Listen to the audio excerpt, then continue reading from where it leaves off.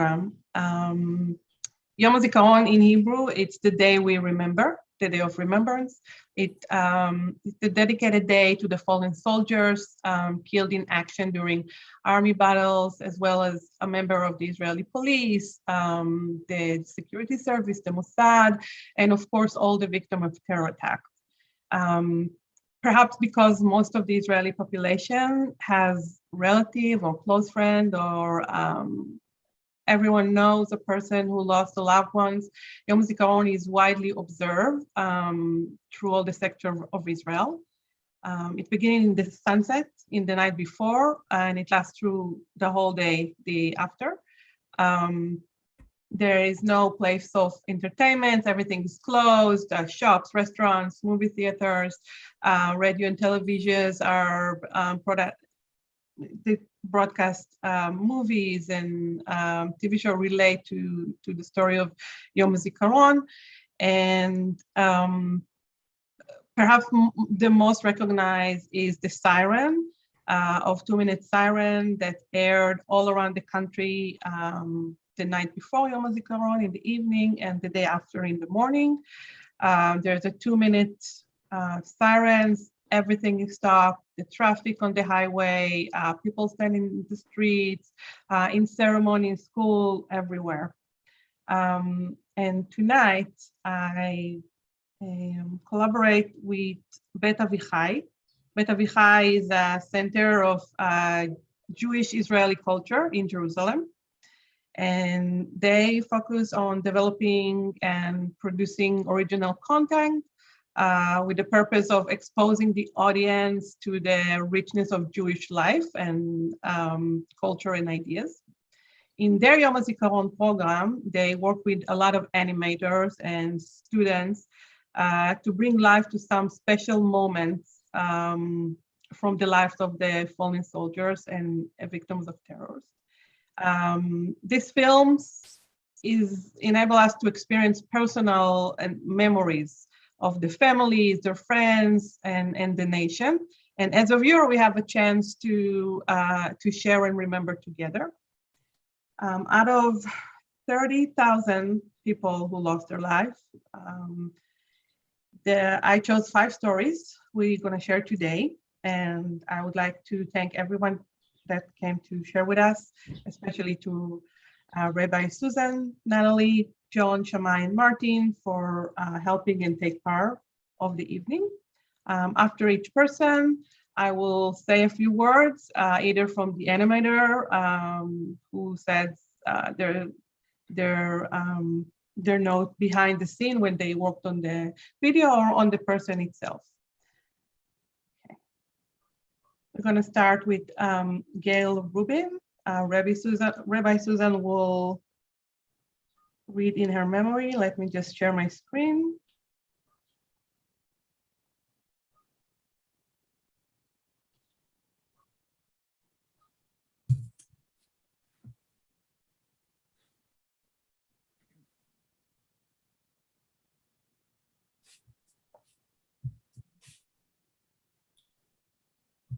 I hope everybody can see. Okay, Rabbi Susan, please. Gail Rubin was born to a Jewish family in New York in 1938. She studied at Michigan University and in the 60s began her professional career as a journalistic photographer. Apart from that, she worked as an editor at one of the large publishers in New York. In the summer of 1969, Gail took a vacation to Israel. She loved the scenery and the people, and she decided to stay. Gail worked as a photographer in Israel and won international acclaim. As part of her job as a journalistic photographer, she covered the Yom Kippur War and entered Egypt with the IDF soldiers. She had connections with many of the people in the Society for the Protection of Nature, the Nature Reserves Authority, and the field schools that served as her base all over the country when she was shooting. Apart from that, she spent a lot of time taking photographs in the Sinai Desert. In the last year of her life, she used to spend hours in the Ma'agan Michael National Park, where she photographed the birds. She would whistle to them so they would come close and to look her way, and then she would take the picture. She was a unique phenomenon in nature photography, a domain that was and is still dominated by men. On the afternoon of March 11th, 1978, while she was photographing water birds at Magan Michael, Gail encountered a group of 11 terrorists that had come ashore on 2 rubber boats. The first victim of the terrorists' killing on that day was Gail, the photographer.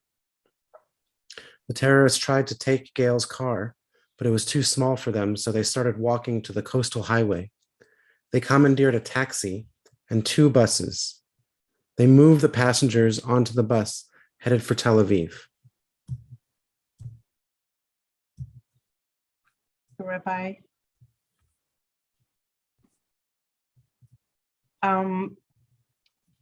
I will add that during their research, the animator found a poem written by Israeli poet Natan Yonatan in Gail's memory, and they decided to place the song into the video. They felt the poem really expressed Gail's inner voice, especially the line in the song, "I thought that the beauty can protect us and the children from the fire and the ice."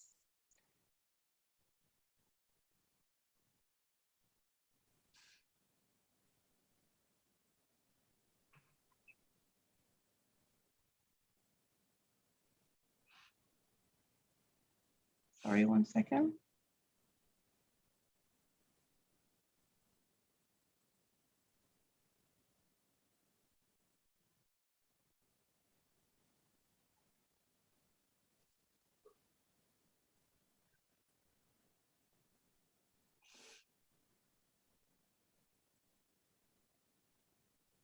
Can you see my screen? Yes. Thank you.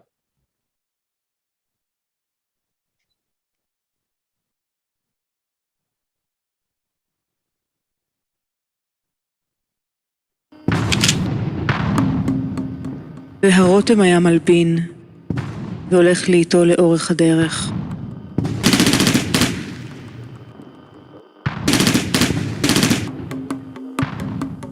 תל אביב עטופה ערפל, ירושלים רחוקה. מישהו אולי לא יגיע לסוף החורף הזה, לשום מקום.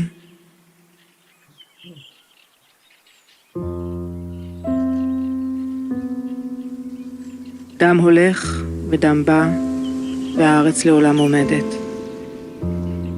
אתמול נורתה בליבה צלמת אחת יפת תואר, שחמדה זהב דיונות ופריחה אצילה של סכנאים, לשמוע את הטבע של מעגן מיכאל.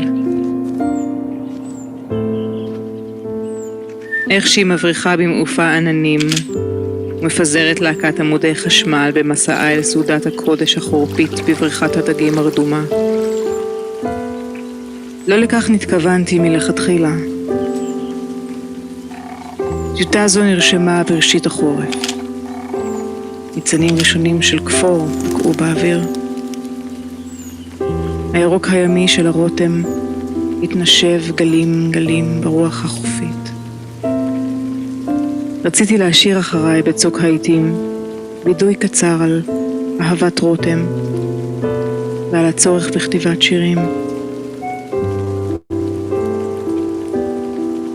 חשבתי שיופי יוכל להגן עלינו ועל הילדים מאש ומקרח. שאותה כסיפה עדינה של פרח לאורך הדרך והארץ האחת שנשארה. ורותם חולות מדברי ויופיו נורא. חשבתי.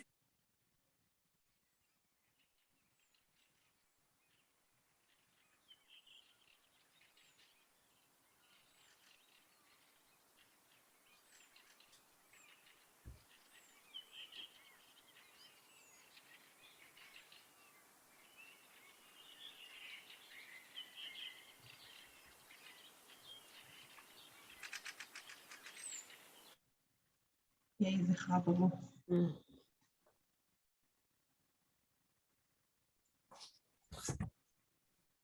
Okay.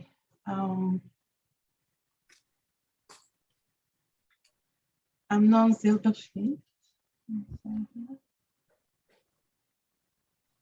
hard to hear you. I can't hear you too well. Okay, can you hear me now? Yeah, that's better. Okay, thank you. Amnon Zilberspitz, reading his memory, John.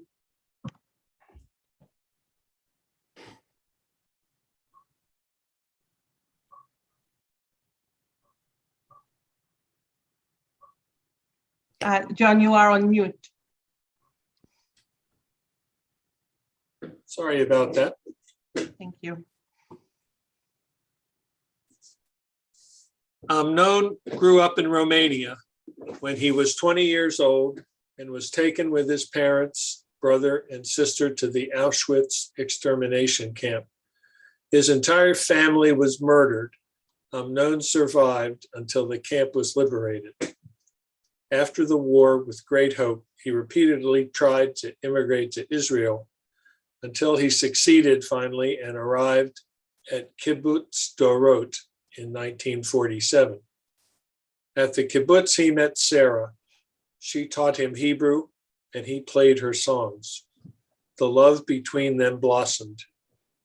Shortly afterward, the War of Independence broke out.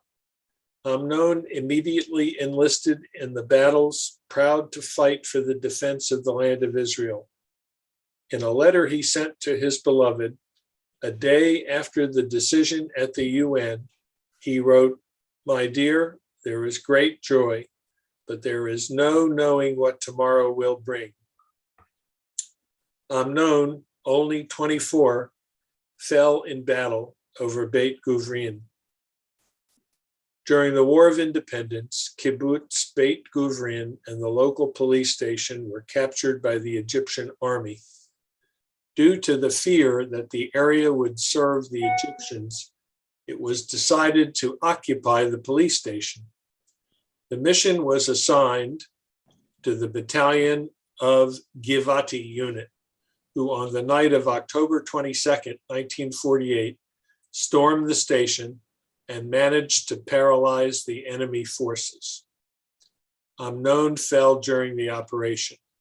Covering with a machine gun on his friends, he was hit by a bullet in the neck and died. In the letter of condolence sent to Amnon's fiancée, his commander wrote, "He devoted all his energy to making you happy and finding his happiness here in the new homeland, and he did not succeed, but he died with dignity, happy. He was the last offspring of his family." Here you can see the monument of Netzer Acharon.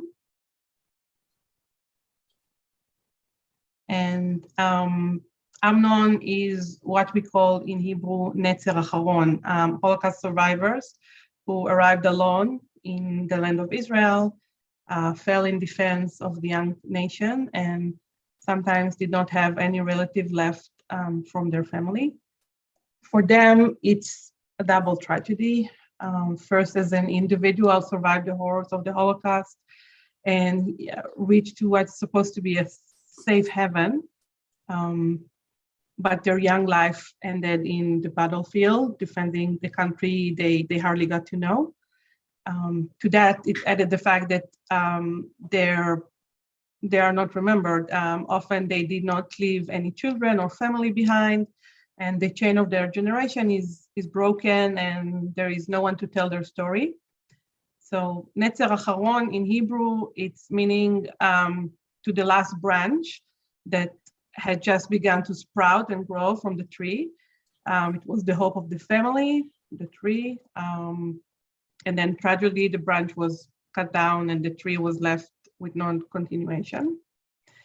The Israeli military cemetery located on Mount Herzl in Jerusalem has a special monument called Andartat HaNetzer Acharon. It's the Netzer Acharon monument we saw in the presentation. And every year before Israel Yom Hazikaron, a small ceremony is held in the memory of this soldier who were the last remain of their families. And the individual who attend the ceremony other than the IDF, are volunteers from all over the country who come to the ceremony to pray and remember them. So thank you, John. You're welcome.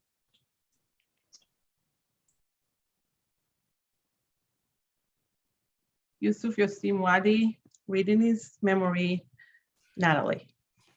Okay, thank you for the opportunity. Yusuf, and he's called Yossi, was very sociable and very clever. In his youth, he made his room into a living room in order to host his friends. Natalie, I'm sorry, my mistake. I'm so sorry. We're gonna watch the film. Okay, I can carry on with the story. We're gonna watch Amnon's story, and then we'll continue. I'm sorry for that.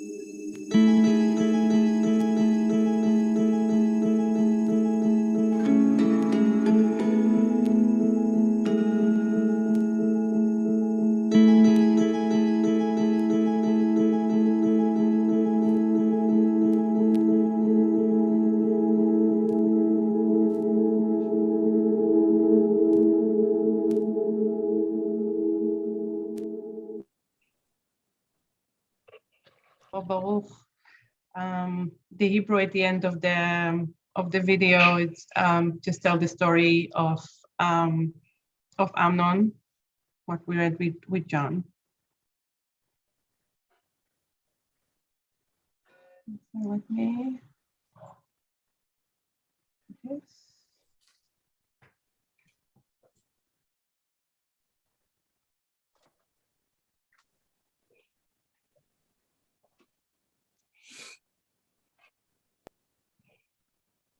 Natalie, please.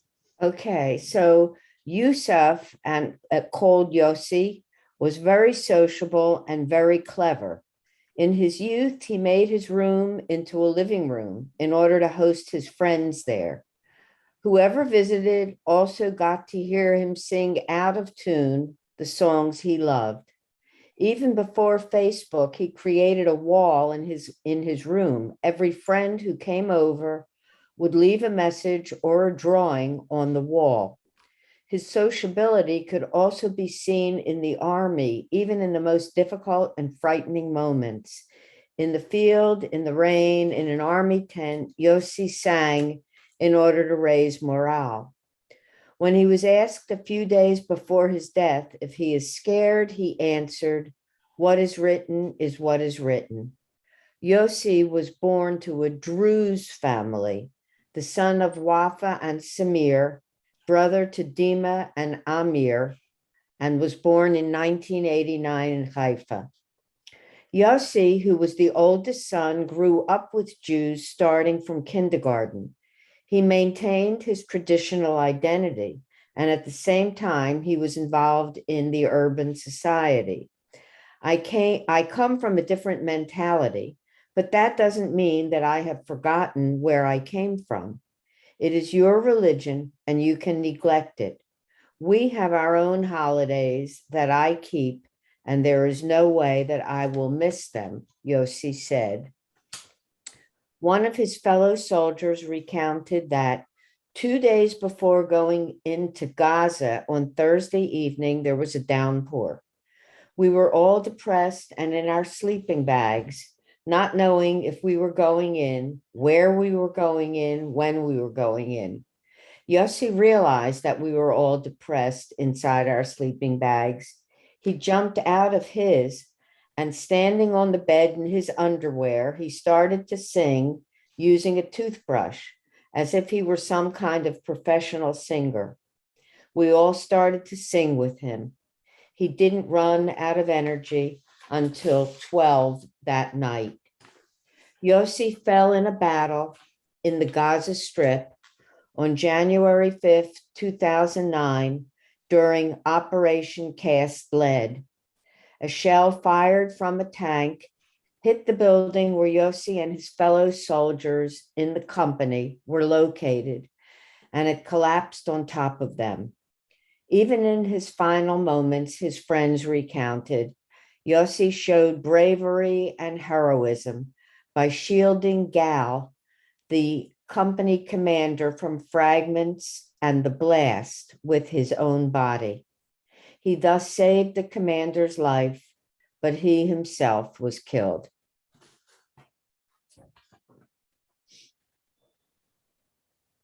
Thank you, Natalie.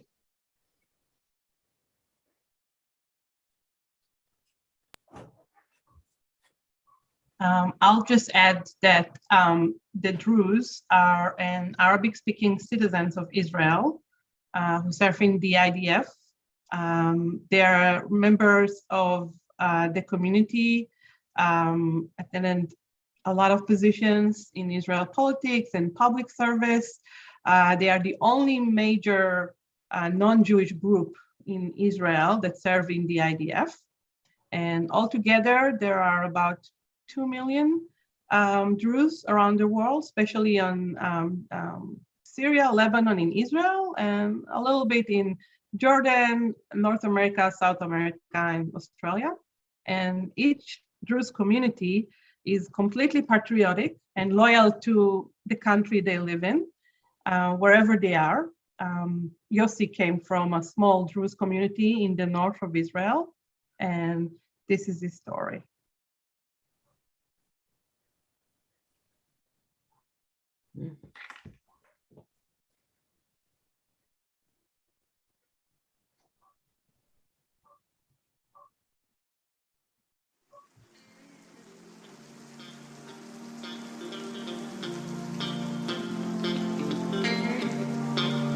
יומיים לפני הכניסה, חמישי בערב.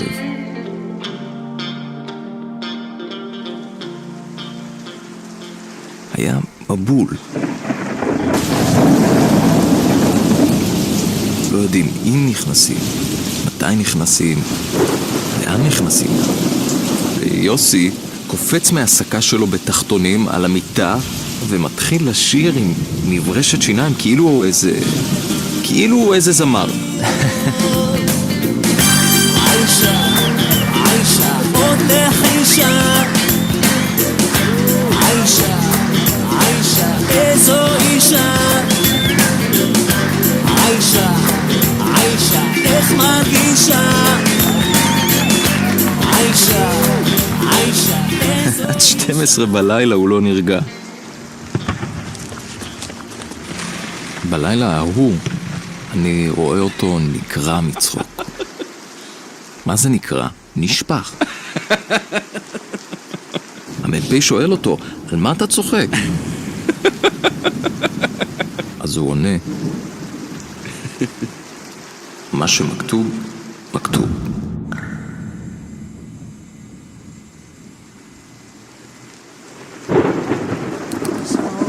חולפים הימים, יודע אתה הימים לא קלים, סמל שכמוך מביט בי מחייך, ייתכן שנשארת ולעולם לא תלך. הלוואי שבעבר תוכל להשיב, שלווה מוקם אליך ניבטת, שמתבונן אני בתמונתך, החיוך שנסוך על פניך מזכיר לי את הטוב שבך.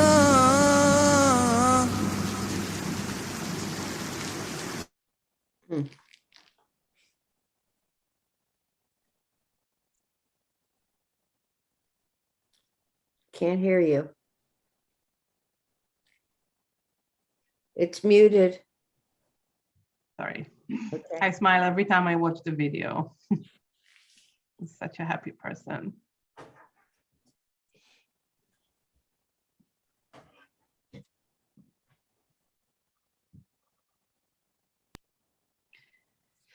Our next is David Applebaum and his daughter Nava Applebaum, reading their memory, Shammai. Thank you.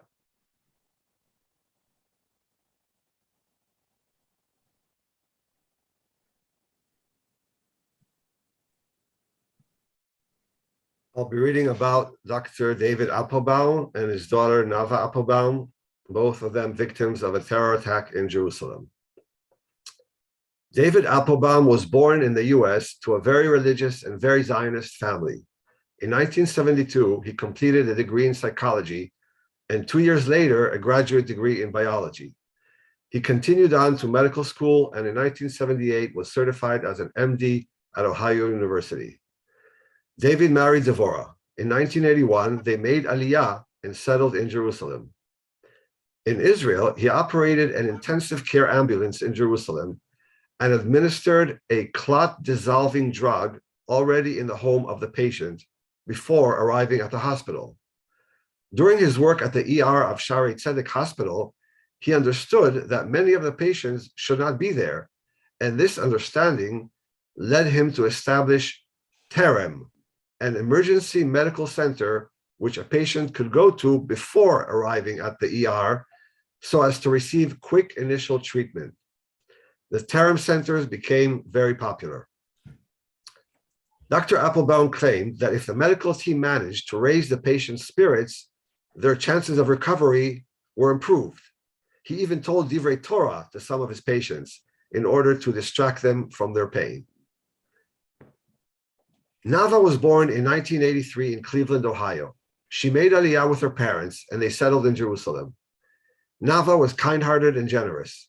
When she finished her studies at the Chorev Ulpana in Jerusalem, she volunteered for national service in Hadera for another year at Zichron Menachem, a support center for children with cancer. Nava would cheer up the children with her costumes. She wanted to share her joy with the children, and she invited those that were well enough to her wedding, along with their parents. On the morning of her wedding day, she planned a party at the department itself for the children that were unable to come. A day before Nava's wedding, they were murdered in a terrorist attack at a coffee shop in Jerusalem. Dr. Applebaum was 50 years old. He left behind a wife, 2 sons, and 3 daughters and a sister. Nava Applebaum was 20 years old. She left behind a mother, brothers, sisters, and her fiance, Hanan Sand. Thank you, Shammai.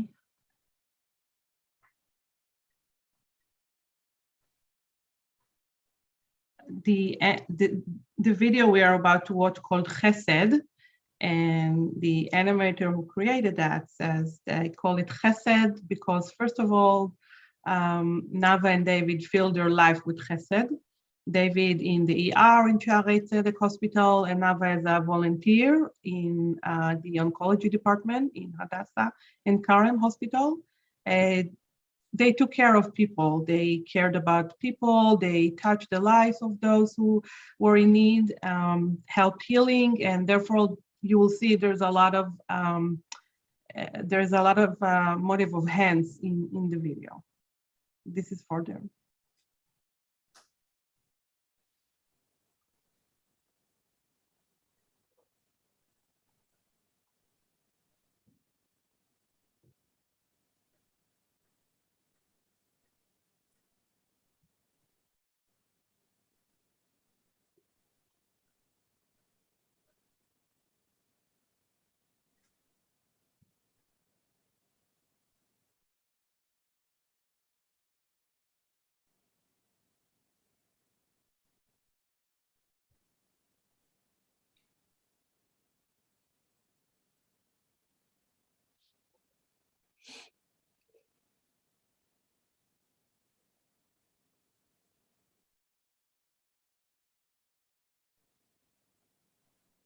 Sorry, 1 second.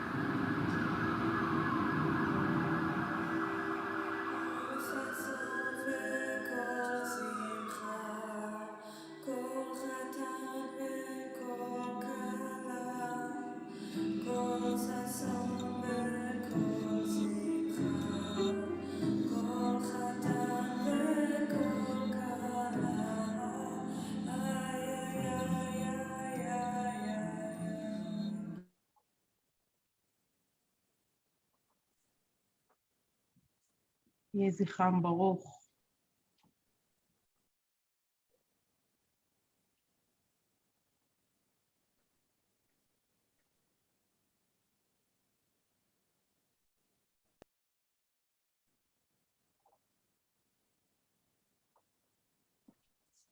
Our last person we're remembering today is Reuven Gvarir, and reading his memory, Martin. Thank you.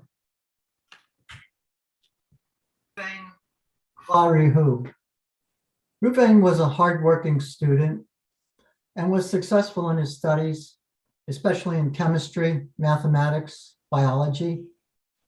He was also an outstanding athlete and participated in many competitions at his high school and was known as very sociable and active among his friends.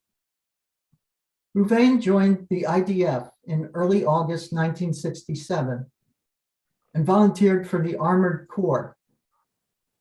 He was an excellent soldier and a revered commander. After being released from his service, Reuven worked in the Ministry of Labor and began studying economics and statistics at the Hebrew University of Jerusalem. During the Yom Kippur War, Reuven participated in the battles against the Egyptians on the Sinai front. During those hard and cruel days of the fighting, his voice was heard on the wireless radio, confidently instructing the armored unit that he commanded. Even in the tough conditions of the fighting, he worked very hard to preserve the lives of the soldiers under his command, to encourage them and give them confidence. Even when the fighting subsided and the soldiers found time to sleep, he stayed awake to guard his men. After 13 days, his tank was hit and Reuven was killed. He left behind a wife and daughter, parents, brother and sisters. Thank you, Martin. Mm. The video we're about to watch about Reuven is based on a story taken from a book that his sister, Sari Ansky, in the picture here with him, wrote. And the animator took the story from her book, and we're going to watch it now.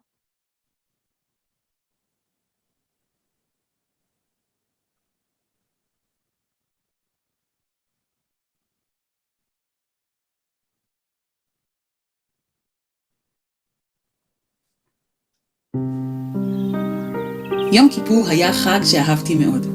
כל תושבי השכונה, בבגדים לבנים ובנעלי התעמלות, היו עולים בתהלוכה נהדרת לבית הכנסת על ההר של האוניברסיטה העברית. הגדולים היו מתפללים, ואנחנו, הילדים, היינו משתוללים ומשחקים במחבואים. מתחת למבנה בית הכנסת היה ספסל אבן מוסתר בין השיחים. שם הייתי מתחבאת ומבקשת בקשות מאלוהים. גם כשגדלתי, המשכתי לשבת על אותו ספסל ולבקש בקשות. ביום כיפור של שנת 73, באמצע הבקשה, גילה אותי אחי הגדול רובן ושאל עם מי אני מתלחשת. גיליתי לו. אחר כך שאלתי אותו מה הדבר שהכי בא לו לאכול עכשיו. הוא לא רצה לגלות, ואפילו כעס קצת. אבל אחרי שהתחננתי הוא אמר, סלט ירקות קצוץ דק עם הרבה שום, מיץ לימון, פטרוזיליה ופלפל חריף קטן. אחרי שהלך, ירדתי מההר דרך השדות כדי שלא יראו אותי, והכנתי לי סלט כזה.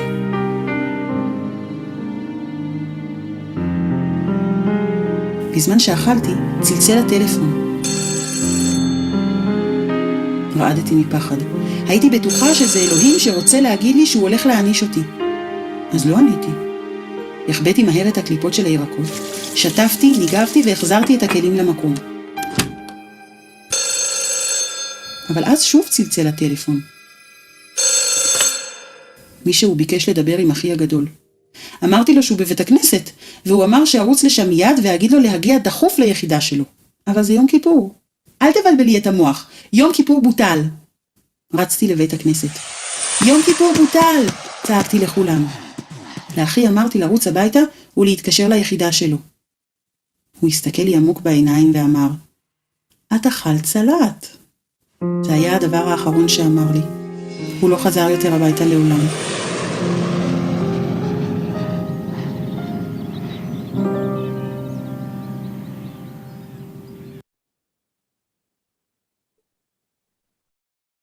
יהי זכרו ברוך.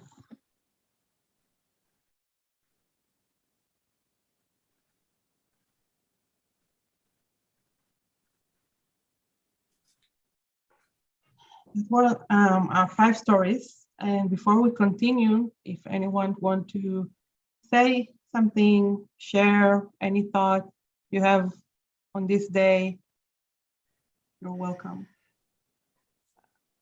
I think I'm going to have nightmares tonight, but I'm sorry, it wasn't my intention. It is what it is. It is what it is. I do have a question. I mean, they all got to me, but the thing that got to me, I guess, the most was Zilberstein, the fact that he's wiped, the family's now wiped out, that there's nothing left. And I was wondering, we know, because most of us are from Ashkenazic tradition, that it's a very deep custom to name your children for someone who's passed. And in a sad situation like that, where there's nobody to give a name, is there anything in Israel where people want to name children for fallen heroes, fallen people, and that they can find where these people are and name the children?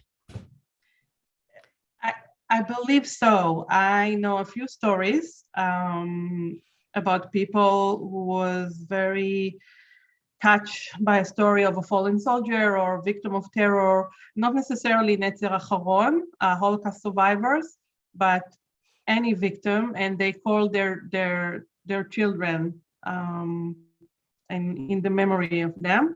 I guess I can find more information, maybe dedicate Yom Hazikaron next year, maybe to these stories. Yeah, if I was young and I had lots of energy, I think I would start, like a database like that.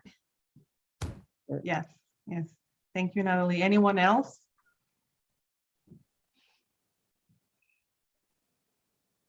Okay. I would like to share a personal story of my own. I arrived to the States. My first job was in the Consulate of Israel in Texas, Houston, Texas. I was there in charge of reaching out to Jewish communities and engage them with the consulate. And I arrived there in 2013, and in 2014 there was war in Gaza in July 2014. And I remember on Shabbat, we all got phone calls to come to the office immediately, and we didn't know what happened, and we all ran. It was very weird to see people there on Shabbat with their like informal clothes. And then the consul told us that there was, that last night during an operation, one of the soldiers that got hit was from Texas. He was a lone soldier. His family is from Texas, and he's in Israel. He has 2 sisters there, but his whole family is here in the States. And we all start to work in order to help. Some of us with getting the family to fly to Israel, some of the bureaucratic issues, and I was sent to the community there. We didn't even know this place exists. It's called San Padre Island, Texas. It's like 2-hour flight from Houston. Tiny place. We didn't even know there were Jewish people or Israelis there. I arrived there a day after we find out, and I found out a tiny community of 40 families that moved there. They live in San Padre Island in Texas. They even had they built a synagogue. They brought a rabbi from Israel, and I was just there just to talk to the families, just to talk to the communities that were like in shock. I took care of the children, and I did some interview to the news stations that came to cover the story. And Sean Carmeli, it's the name of the soldier who died. And Sean was, like many other children of this community, he volunteers to be in the IDF at the age of 18. Almost all the kids that grew up there was very Zionist, and they came to Israel to volunteer. And there's a moving story about him.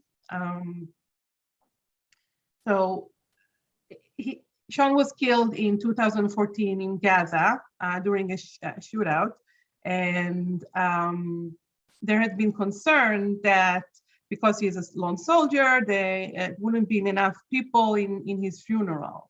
Sean was a huge fan of a soccer team in Israel, Maccabi Haifa, and one of the fans that knew Sean posted immediately on Facebook a post on him, on his death, asking fans to go, and so the funeral won't be empty. And once the team heard about that, they provide 2 buses to bring people to the funeral. However, the bigger story is that this post became viral, and people posted in their Facebook page and calling their friends to show up, even that, you know, even if he doesn't have family or a lot of people in Israel, he will not be alone. And on the news that evening, we watched television and we saw 20,000 Israelis showed up in his funeral to honor him. I told myself I would not cry today, but every time I watch the song that's written about him and the story, I'm getting very, and then we all watched the news and we were proud and crying, and we really felt the solidarity and what it means, Am Yisrael Chai. So this is for Sean Carmeli. I would like to play a couple of minutes of the song that Ariel Horowitz, he's an Israeli singer that heard about the story, and he wrote a song about him. So we won't see the whole song, but just a few minutes. The song called 20,000 people, 20,000 ish.